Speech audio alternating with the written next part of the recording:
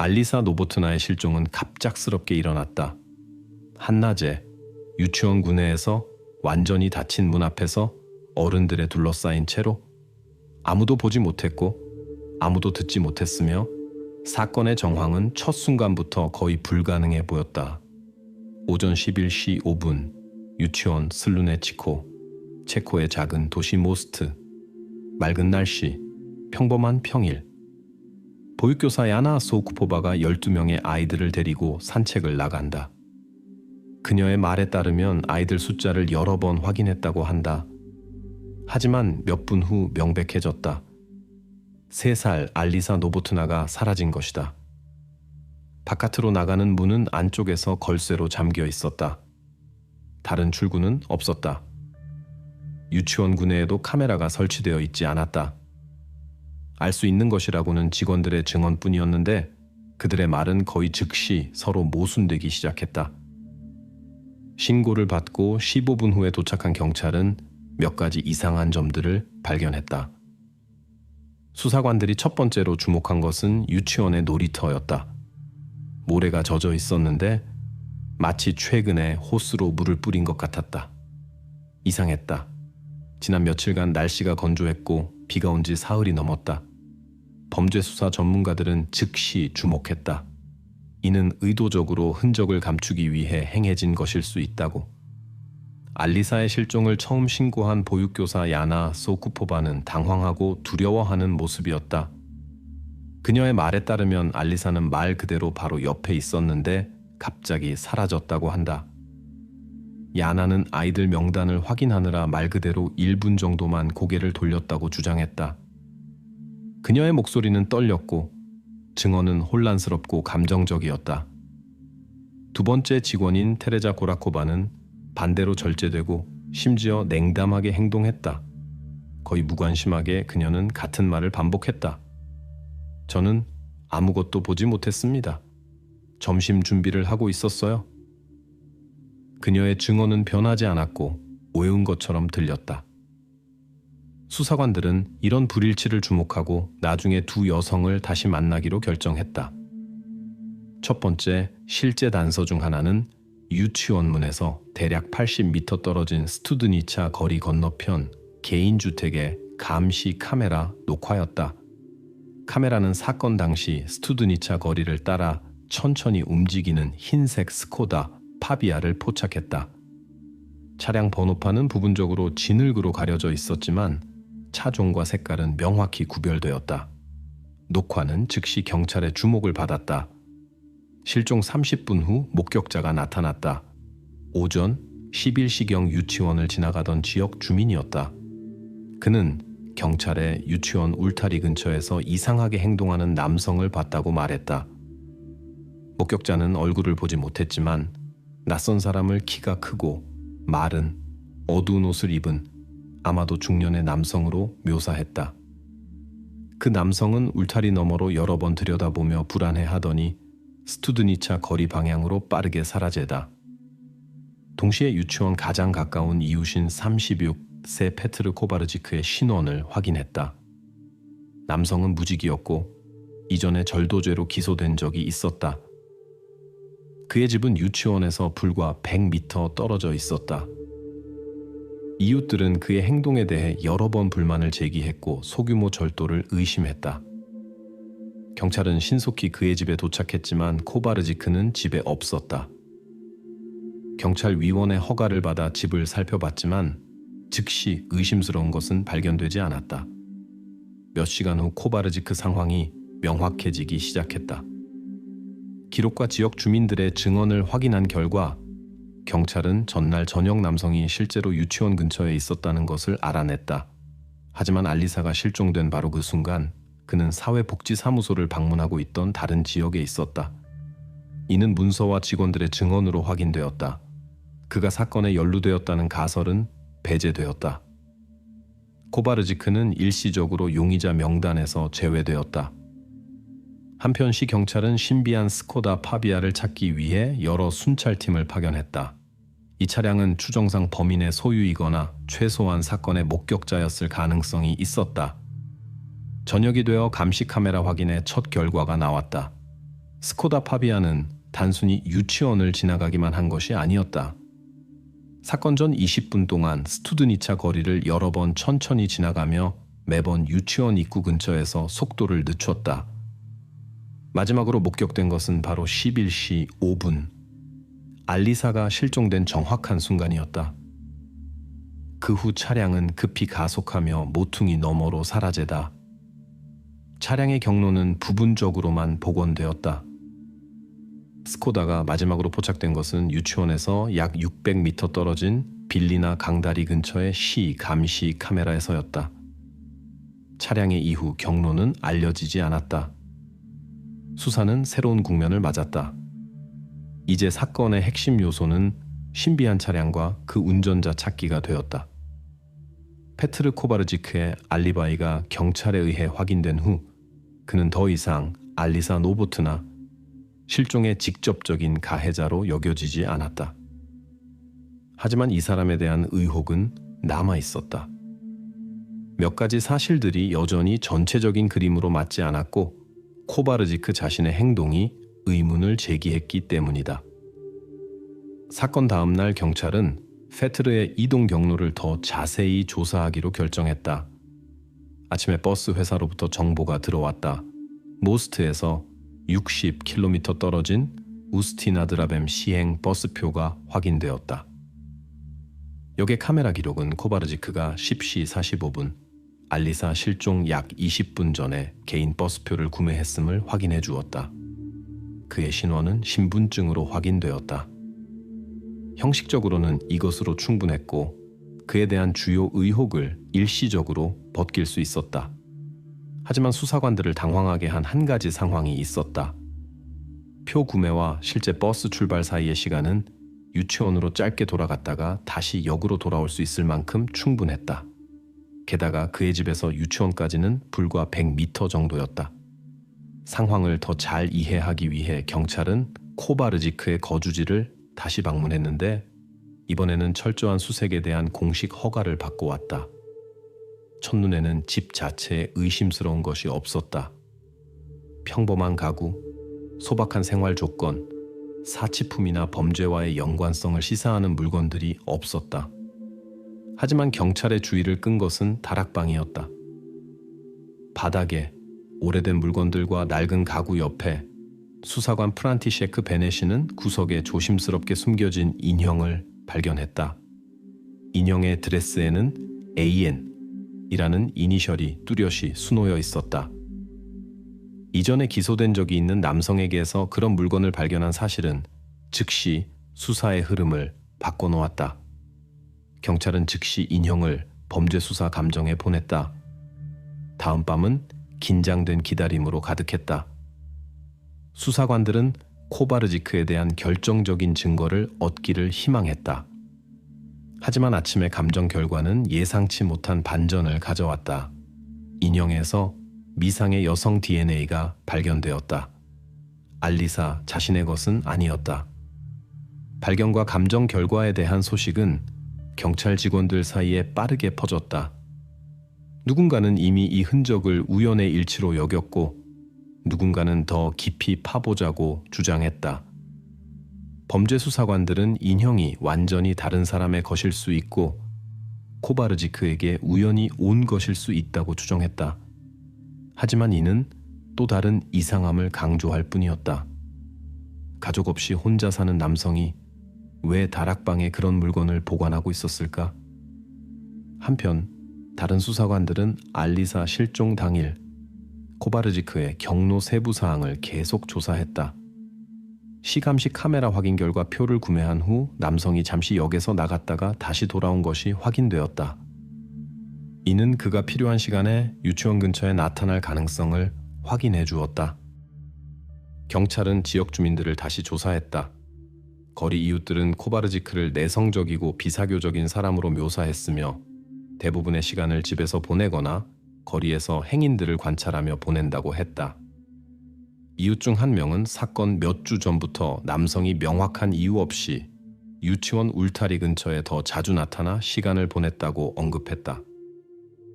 수사의 의혹은 완전히 해소되지 않았지만 코바르지크를 구속할 공식적인 근거는 없었다. 경찰 직원들은 남성의 행동이 여전히 의심스러우며 추가 확인이 필요하다고 기록에 남겼을 뿐이다.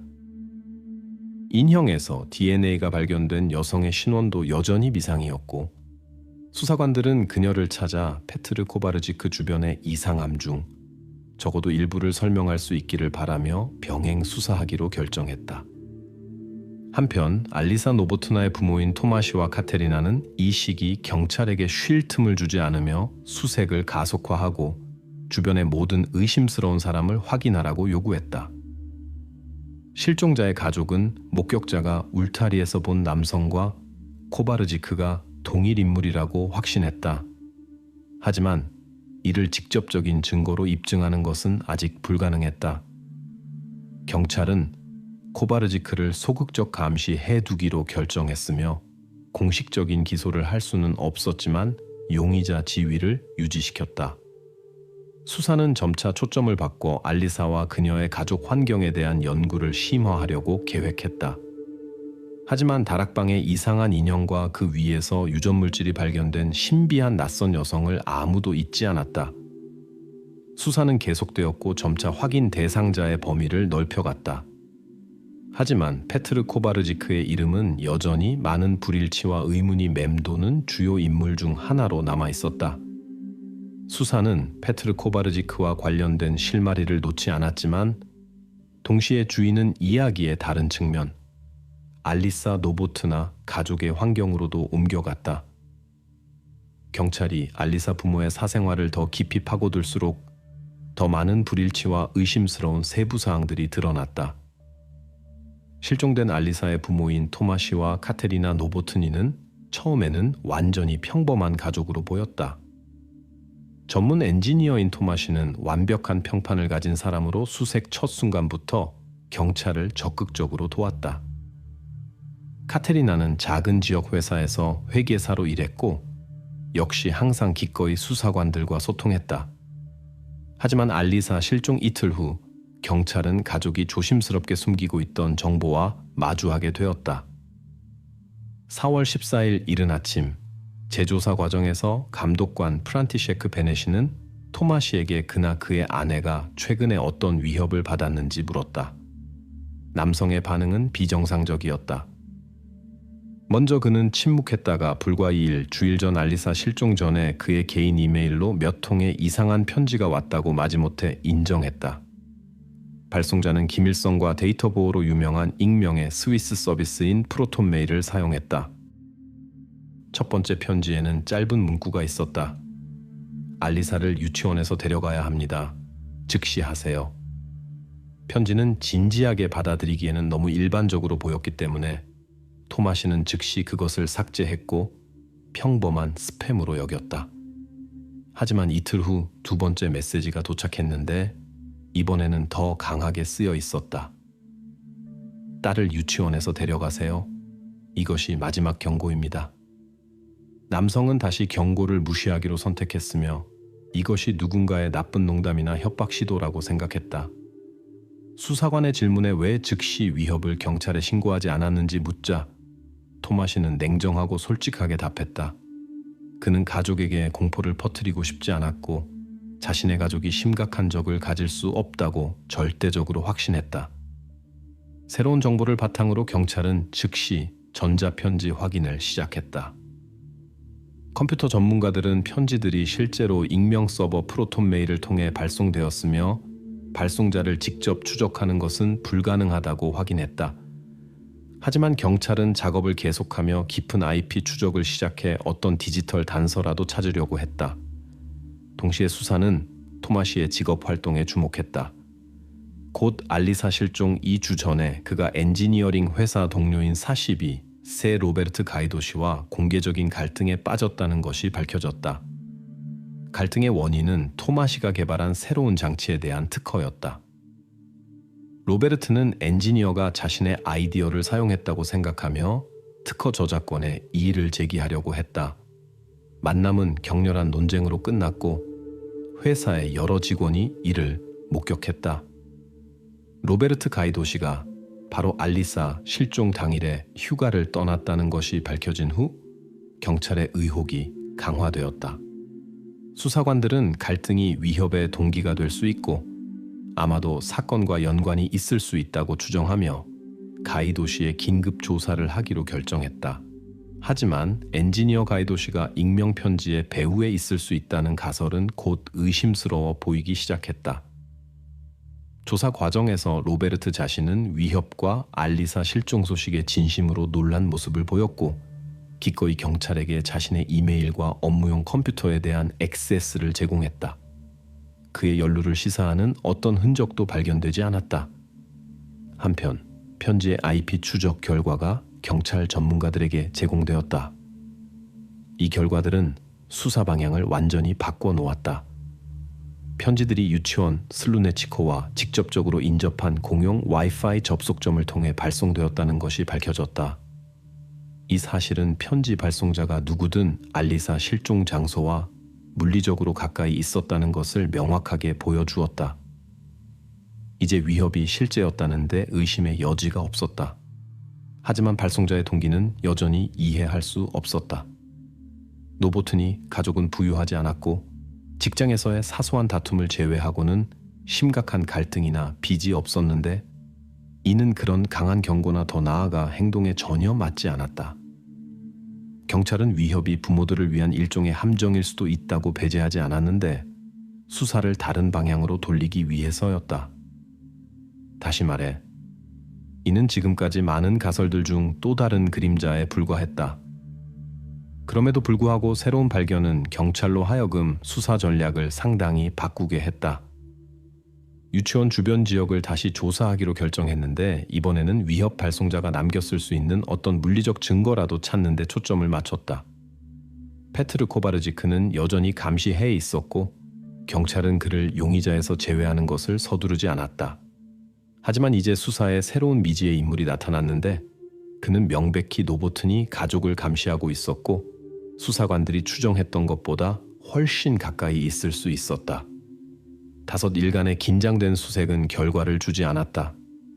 모스트 씨는 지속적인 기대 속에 살았고 수사관들은 이미 조사된 경로와 증거들을 여러 번 확인했는데 4월 17일 아침 긴급 신고가 들어올 때까지였다. 카렐 시들로라는 자원봉사 잠수부가 알리사 노보트나를 찾았다고 신고했다. 유해는 빌리나 강에서 다리 근처에서 이전에 여러 번 조사되었던 장소에서 발견되었다. 잠수부 카렐 시들로는 새롭고 중요한 목격자가 되었다. 그는 경찰에게 완전히 우연히 유해를 발견했다고 말했는데 이상해 보이는 장소에서였다고 했다. 마치 누군가가 의도적으로 깊이가 최소인 강가 가까이에 던져놓은 것 같았다. 외부 검사는 자원봉사자의 의혹을 확인해 주었다. 강의 흐름은 유해를 바로 여기로 옮기기에는 너무 약했다. 투기 가설이 발견 첫 순간부터 주요 가설이 되었다. 수사관들은 신속히 현장에 도착했다. 외부 검사는 새롭고 결정적으로 중요한 증거를 제공했다. 알리사의 이마에 신선한 혈종이 뚜렷이 보였다. 초기 익사 가설은 즉시 개연성이 낮아 보이기 시작했다. 현장에 호출된 병리학 전문가는 조심스럽게 결론지었다. 혈종은 물에 빠지기 전에 입은 것이고 강에서의 단순한 사고로는 나타날 수 없었다. 알리사의 머리카락은 엉켜 있었고 그 안에서 범죄 수사관들은 페인트 밑의 입자를 발견했다. 1차 분석 결과 페인트는 최근에 유치원 슬루네치코에 울타리를 칠한 것과 동일했다. 이 증거는 범죄 현장이 강이 아니라 바로 유치원 지역에 있다는 것을 명확하게 말해주었다. 경찰은 즉시 다리 근처 지역과 강가선을 흔적을 찾아 확인하기 시작했다. 하지만 또 다른 발견이 빠르게 수사의 초기 논리를 무너뜨렸다. 전문가들이 확인했다. 강계는 유해를 끌거나 운반한 흔적이 전혀 없었다. 더욱이 발견 장소의 흙은 부드럽고 축축했다. 어떤 움직임이라도 명백한 자국을 남겼을 것이다. 이는 단 하나를 의미했다. 여기에 유해가 다른 방법으로 운반되었다. 가장 가능성이 높은 것은 자동차였다. 이 가설은 시 감시 카메라 관찰로 빠르게 확인되었다. 경찰은 밤에 다리를 지나간 모든 자동차의 연대기를 복원했다. 이미 익숙한 흰색 스코다 파비아가 다시 특별한 주목을 받았다. 자동차는 새벽 3시 17분에 시 감시 카메라 중 하나에 나타났고 헤드라이트를 끄고 천천히 움직이며 명백히 주의를 끌지 않으려고 했다. 자동차는 11분 동안 시야에서 사라졌다가 강 지역에서 나오는 길에서 다시 목격되었다. 언론은 즉시 이야기를 다뤘고 도시에서 어떤 미지의 범죄자가 먼저 타격을 가한 후 흔적을 감추려고 유해를 강해 버렸을 수 있다는 가설을 적극적으로 추진했다. 경찰은 공식적으로 이 가설을 확인하거나 반박하지 않았고 조심스럽게 그것을 여러 가설 중 하나라고만 불렀다. 전문가 그룹은 강이 단지 은닉 장소였지 실제 범죄 현장이 아니라고 발표했다. 알리사의 사망 원인을 뇌외상으로 지목했다. 새로운 발견을 바탕으로 수사관들은 다시 유치원 직원들의 조사로 돌아갔다. 처음부터 의심을 불러일으키고 모순적으로 보였던 보육교사 야나 소우쿠포바와 테레자 고라코바의 증언에 특별한 주의를 기울였다. 또한 감시 카메라와 유치원 직원들이 소유한 장비, 특히 그들의 개인 자동차에 대한 재확인이 시작되었다. 이때 경찰은 수사 세부 사항을 엄격히 비밀에 붙였고 도시의 공포를 유발할 수 있는 공개 발표는 피했다. 페트르 코바르지크는 여전히 의혹을 받고 있었다. 그에 대한 직접적인 증거는 나타나지 않았지만 수사관들은 그와 흰색 자동차 및 전체 사건 연쇄와의 연관성을 배제하지 않았다. 버스 알리바이가 그를 확실하게 보호하는 것 같았지만 경찰은 의도적으로 남성을 통제해두고 모든 행보와 접촉을 확인했다. 이 시기 알리사의 가족은 언론으로부터 완전히 고립되었다. 아버지 토마시 노보트니는 딸의 실종 직전에 들어온 심각한 위협을 무시했다는 것을 깨달으며 강한 양심의 가책을 느꼈다. 그럼에도 불구하고 가족 중 아무도 가족이 상당한 재산이나 명백한 적을 가지지 않았다면 누가 왜 그런 범죄를 저질렀을지 설명할 수 없었다. 따라서 빌리나 강에서의 발견은 수사의 일부 질문에 대한 가장 중요한 답을 주었지만 동시에 많은 새로운 질문들도 나왔다. 수사관들은 이미 사건의 정확한 원인과 비극적인 짐이 운반된 장소를 알고 있었다. 밤의 어둠 속에서 강으로 조용히 눈에 띄지 않게 접근한 자동차 운전대를 잡은 사람이 정확히 누구인지만 알아내면 되었다. 빌리나 강에서 알리사의 유해가 발견된 후 수사관들은 용의자 범위를 급격히 좁혔다. 이전 주요 용의자였던 페트르 코바르지크는 의혹에서 완전히 벗어났다. 그의 알리바이는 카메라 기록과 버스표로 최종적이고 무조건적으로 확인되었고 경찰은 공식적으로 그에 대한 모든 기소를 철회했다. 하지만 코바르지크의 자리는 빠르게 다른 사람이 차지했는데 처음부터 시야에 있었지만 항상 2차적인 위치에 머물렀던 유치원 슬루네치코의 보육교사 야나 소쿠포바였다. 이에 대한 계기가 된 것은 4월 12일 유치원 내부 감시 카메라 기록이었다.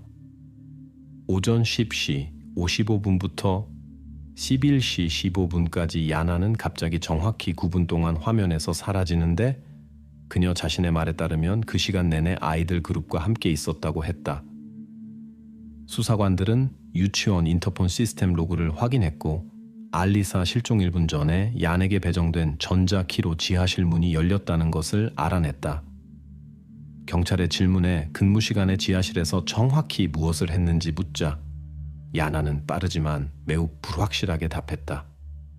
그녀는 몸이 좋지 않은 아이 중 한 명을 위해 깨끗한 옷을 급히 가지러 가야 했다고 주장했다. 자신의 말을 뒷받침하기 위해 보육교사는 수사관들에게 같은 순간 동료에게 보낸 SMS 메시지를 보여주었다. 아이들 좀 봐줘. 급한 일이 있어. 그럼에도 불구하고 이 메시지는 옷을 가지러 가는 일이 왜 무려 9분이나 걸렸는지, 그리고 보육교사가 왜 이전에 증언을 할 때 이 사실을 언급하지 않았는지 전혀 설명하지 못했다. 유치원 지하실은 감시 카메라 시야에 들어오지 않아서 수사를 추가로 복잡하게 했다. 범죄 수사관들이 방을 조사하고 염소계 표백제를 사용한 최근의 철저한 청소 흔적을 발견했을 때 수사의 주의가 강화되었다. 오래된 청소용품 캐비닛 근처 지하실 구석에서 화학물질로 부분적으로 씻어낸 혈흔이 발견되었다. 전문가들은 빠르게 1차 분석을 실시했고 주요 사실을 확인했다. 혈액이 알리사 노보트나의 DNA와 일치했다. 이 정보는 즉시 엄격히 기밀로 분류되어 언론에 노출되지 않았는데 불필요한 소동을 일으키거나 용의자들을 무분별한 행동으로 자극하지 않기 위해서였다. 이제 야나 소쿠포바는 단순히 용의자가 아니라 수사의 주요 대상이 되었다. 수사관들은 보육교사의 이력 연구로 돌아갔다. 37세 야나는 유치원에서 이미 7년 넘게 일했다.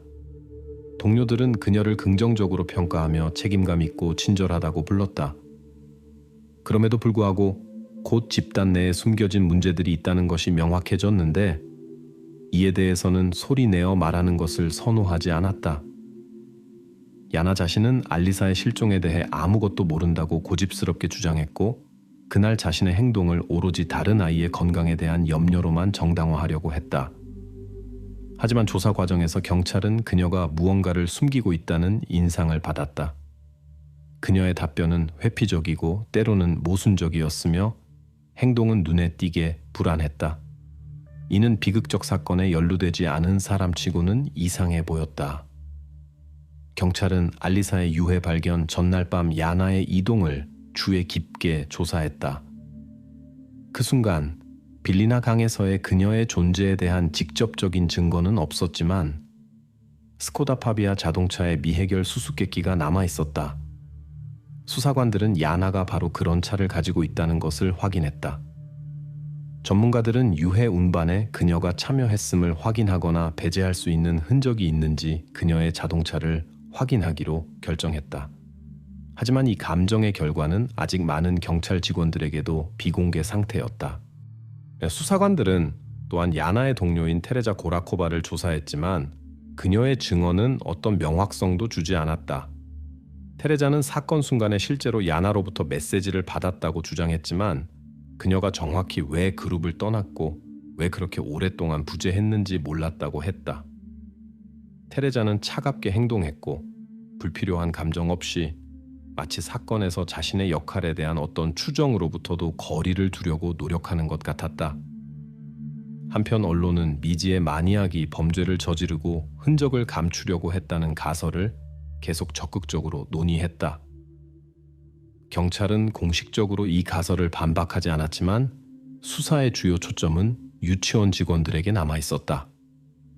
유치원 집단은 경찰의 면밀한 주목을 받게 되었고 기관 내부 분위기는 급격히 악화되었으며 사람들은 서로를 의심하고 소통을 피하기 시작했다. 수사관들은 한 가지 확신했다. 비극을 해결하는 열쇠는 바로 여기 유치원 벽 안에 있었고 마니악이나 우연한 행인과는 관련이 없었다. 야나 소쿠포바의 인물, 그녀의 행동과 알리사 실종의 정황이 이제 밀접하게 얽혀 있었고 수사가 진행될수록 경찰은 이 이야기에서 우연이 거의 없었다는 것을 더 명확하게 보았다. 수사는 급격히 유치원 자체 내부로 방향을 틀었다.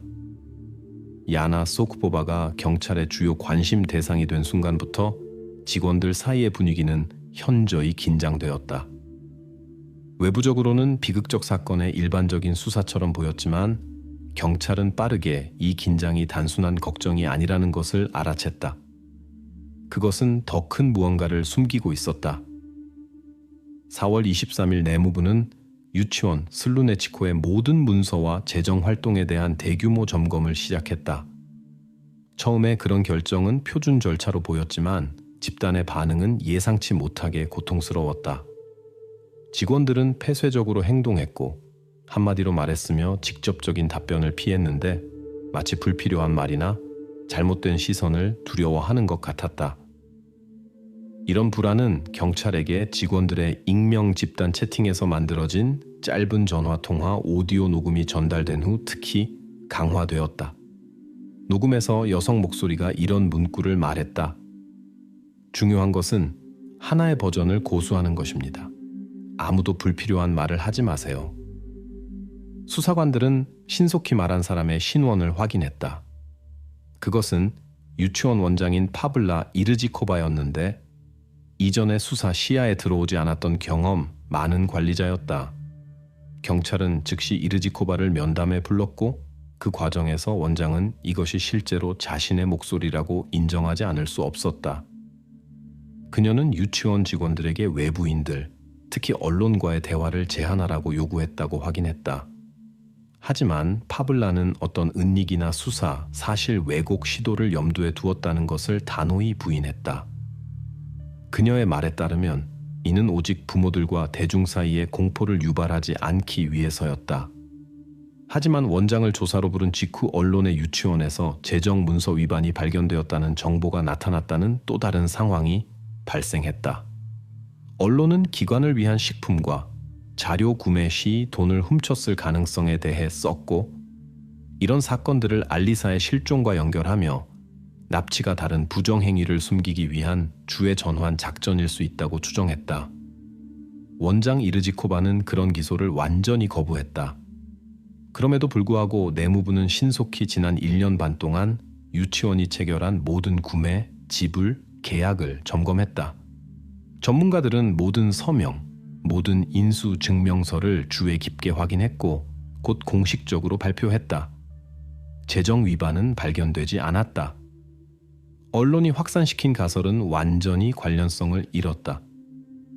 파블라 이르지코바는 재정 부분에서 공식적으로 용의자 명단에서 제외되었지만 전체 상황에서 그녀의 역할은 여전히 완전히 명확하지 않았다. 하지만 유치원에서 긴장은 줄어들지 않았다.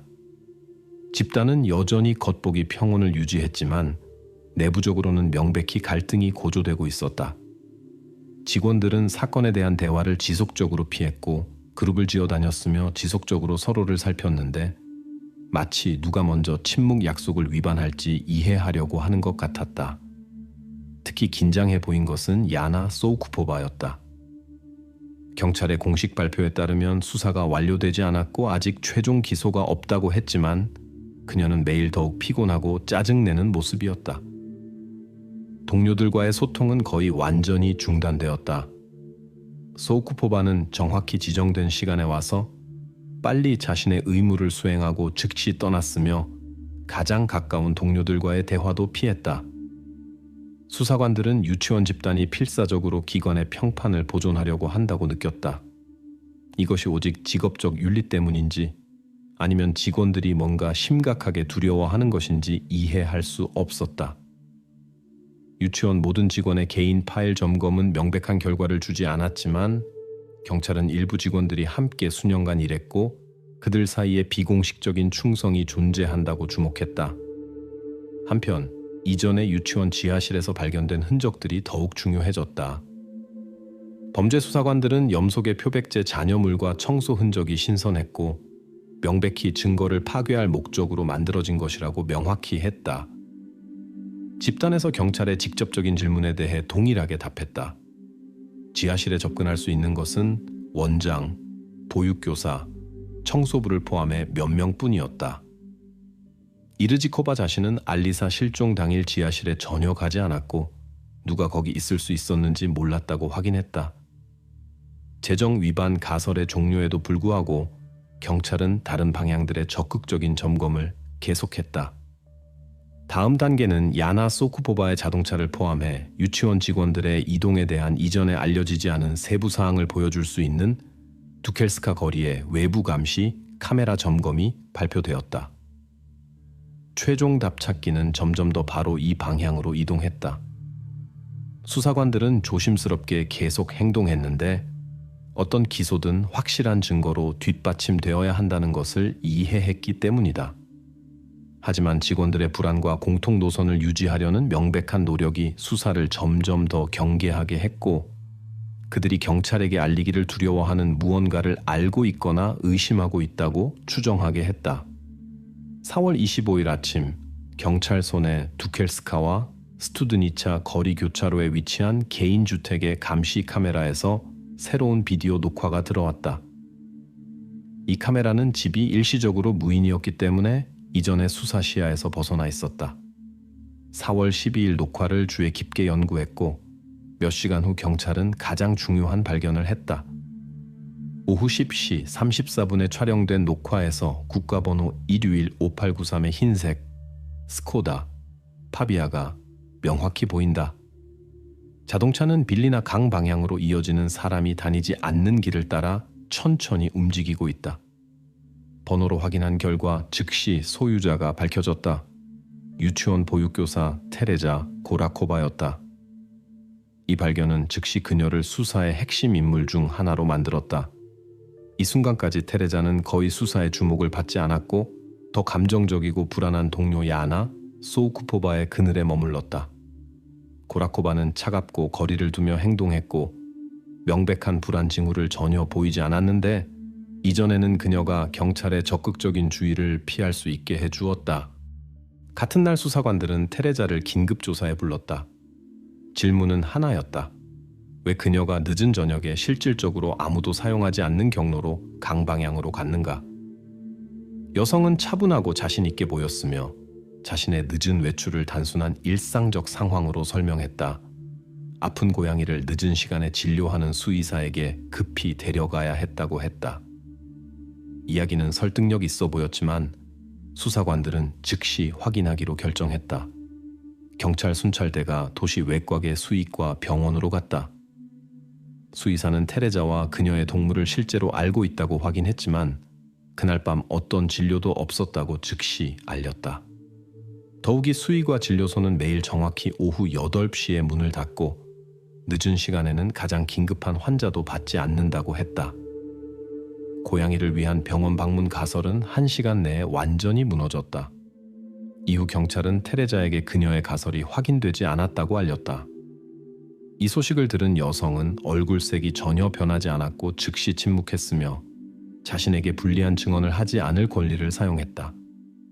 그녀의 행동은 수사관들에게 더 큰 의혹을 불러일으켰다. 테레자 고라코바의 자동차는 즉시 조사를 위해 압수되었다. 경찰은 차량 수색 영장을 받았고 특히 화물칸과 승객석을 철저히 점검했다. 자동차 감정의 공식 결과는 그 순간 비밀로 유지되었지만 그렇게 늦은 시간에 빌리나 강에서 테레자가 있었다는 것만으로도 그녀에게 불리한 강력한 농어가 되었다. 수사관들은 사건 연대기로 돌아갔다. 유치원에서 강까지의 경로는 대략 4km였고 자동차 여행은 약 8분이 걸렸다. 테레자의 출발 시간인 오후 10시 34분은 전문가들의 결론에 따른 알리사 유해 이동 추정 시간과 일치했다. 새로운 카메라 녹화는 기존 증거에 완벽히 들어맞았고 의혹을 강화했다. 테레자의 동료들은 이 소식에 놀라움과 불안으로 반응했다. 집단에서 서로에 대한 신뢰가 급격히 약화된 것이 명백해제다. 몇 시간 후 직원들 사이에 테레자가 명백히 뭔가를 숨기고 있고 아픈 고양이에 대한 가설이 완전히 터무니없고 믿을 수 없게 들린다는 대화가 나타났다. 분위기는 더욱 긴장되었고 아무도 이제 단순한 사건이 아니라 본격적인 범죄로 보이는 것에 연루되고 싶어 하지 않았다. 경찰은 또한 그날 저녁 유치원 다른 직원들의 자동차가 이동했을 수 있는 경로를 재확인하기로 결정했지만 오직 테레자 고라코바의 스코다만이 바로 강 지역에서 그 시간에 포착되었다. 사실상 그녀의 자동차는 직원 중 누군가를 알리사의 유해가 발견된 장소와 연결하는 유일한 직접적인 증거가 되었다. 언론이 다시 적극적으로 수사 보도에 참여했다. 기자들은 빠르게 새로운 전환에 대해 알게 되었고 테레자에게 유치원 내부의 반감이나 숨겨진 갈등과 관련된 개인적 동기가 있을 수 있다고 다시 추정하기 시작했다. 하지만 경찰은 이 주제에 대한 공식 논평을 자제했는데 동기 해명에 대한 잘못된 확신을 만들지 않기 위해서였다. 그럼에도 불구하고 수사관들은 아직 주요 질문에 대한 답을 얻지 못했다. 테레자의 수의사에 대한 가설이 거짓말이었다면 정확히 그날 저녁 그 시간에 왜 그녀가 강 근처에 있을 필요가 있었을까? 이 질문에 대한 답은 아직 없었지만 그곳에서의 그녀의 존재 자체가 수사의 사건 해결의 길이 훨씬 짧아졌다는 확신을 주었다. 그 순간 수사관들은 어떤 직접적인 기소도 하지 않았지만 테레자 고라코바가 이제 법 집행기관의 면밀한 주목을 받고 있다는 것은 명백했다. 경찰은 또 다른 조사를 하기로 결정했고, 한편 수사관들은 알리사의 비극적 실종의 수수께끼에 가까워지기 위해 모든 증거를 계속 주의 깊게 확인했다. 4월 27일 아침까지 알리사 노보트나 사건 수사는 결정적 단계에 접어들었다. 경찰은 압수되어 모스트 경찰 전문 차고에 보관된 테레자 고라코바의 자동차에 대한 세부 연구에 모든 노력을 집중했다. 범죄 수사관들의 주의를 즉시 끈 것은 그녀의 흰색 스코다 파비아 화물칸에서 나는 강한 소독제 냄새였다. 전문가들은 철저한 청소와 화학 물질 처리 후에도 혈흔을 발견할 수 있는 물질인 루미노를 사용해 자동차 점검을 신속히 시작했다. 몇 분 후 화물칸 전체 표면이 이전에 염속의 표백제로 제거된 혈액의 존재를 명확히 증명하는 특징적인 푸르스름한 빛이 얼룩으로 덮였다. 테레자 고라코바는 다시 조사에 불려왔는데 수사관들이 왜 그녀의 자동차가 그렇게 철저히 청소되고 화학물질로 처리되었는지 직접 물었다. 여성은 미리 이 질문에 준비된 것처럼 절대적으로 차분하게 계속 행동했다. 그녀는 알리사 실종 며칠 전에 오래된 개를 수의과 병원에 안락사시키러 데려가야 했다고 말했다. 그녀의 말에 따르면 화물칸의 혈액은 바로 마지막 순간에 다쳤다는 그 개의 것일 수 있다고 했다. 수사관들은 테레자의 증언을 기록했지만 성급한 결론을 내리지 않았다. 그들은 이미 그녀의 지어낸 이야기들과 여러 번 마주했고 객관적인 사실이 필요하다는 것을 이해했다. 혈액 샘플은 즉시 DNA 감정에 보내졌는데 그 결과는 수사 과정을 완전히 바꿀 수 있었다. 감정 대기 기간은 48시간이었다. 한편 수사관들은 알리사 실종과 가까운 기간 동안 야나 소쿠포바와 테레자 고라코바 사이의 휴대폰 메시지 교환에 접근했다. 수많은 메시지 중에서 4월 12일 저녁 야나가 테레자에게 보낸 하나가 발견되었다. 해결했어. 모든 게 깨끗해. 테레자의 답은 짧고 명확했다. 응? 모든 게 끝났어. 이 메시지는 즉시 두 여성이 협조해서 행동했고 경찰로부터 숨기고 싶어하는 어떤 세부 사항들을 미리 논의했다는 의혹을 불러일으켰다. 하지만 수사는 아직 이 정보를 공개적으로 발표하지 않았고 용의자들에 대한 우위를 유지했다. 개에 대한 테레자의 가설도 철저히 확인되었다. 경찰은 안락사 절차가 실시되었다는 바로 그 수의과 병원과 다시 연락을 취했다. 수의사는 고라코바가 실제로 오래된 개를 가지고 있었다고 확인했지만 그녀가 최소한 몇 달 동안 병원에 나타나지 않았고 동물에게 어떤 절차나 수술도 하지 않았다고 덧붙였다. 따라서 이 가설도 지어낸 것으로 판명되어 빠르게 종료되었다.